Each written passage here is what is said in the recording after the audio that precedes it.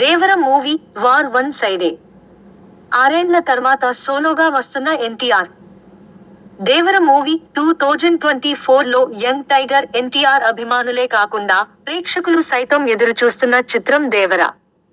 ఎన్టీఆర్, కొరటాల శివ కాంబోలో ఈ సినిమా వస్తుండడంతో ప్రేక్షకులలో భారీ అంచనాలు ఉన్నాయి.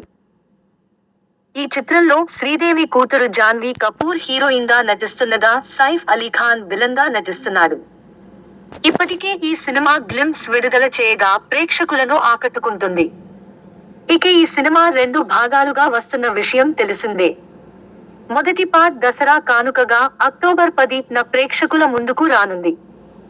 అయితే విడుదల తేదీ దగ్గర పడుతుండటంతో మూవీ నుంచి సర్ప్రైజ్ ప్లాన్ చేసిన విషయం తెలిసిందే. ఎన్టీఆర్ బర్త్డే మే 20 కానుకగా ఈ మూవీ నుంచి ఫస్ట్ సింగిల్ లాంచ్ అవ్వనున్నట్లు టాక్. కాగా దీనిపై మేకర్స్ క్లారిటీ ఇవ్వవలసి ఉంది. మరోవైపు ఈ సినిమాతో తారక్ సోలోగా బాక్సాఫీస్ బరిలోకి దిగుతున్నట్లు తెలుస్తుంది.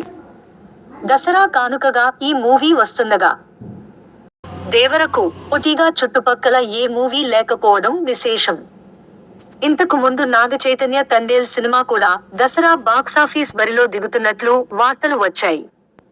కానీ మళ్లీ రేసు నుంచి తప్పుకున్నారు.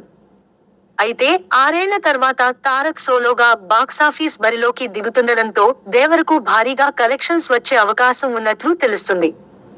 తారక్ చివరిగా అరవింద సమేత సినిమాతో సోలోగా బాక్సాఫీస్ ముందుకు వచ్చాడు. 2018లో త్రివిక్రమ్ డైరెక్షన్లో వచ్చిన ఈ చిత్రం మంచి విజయాన్ని అందుకుంది. ఆ తర్వాత 2019 నుంచి 21 వరకు ఎన్టీఆర్ సినిమాలే రిలీజ్ కాలేదు. ఇక తర్వాత 2022లో రామ్ చరణ్తో కలిసి ఆర్ఆర్ఆర్ సినిమా చేశాడు. మళ్లీ 2023లో ఏ సినిమా రిలీజ్ కాలేదు.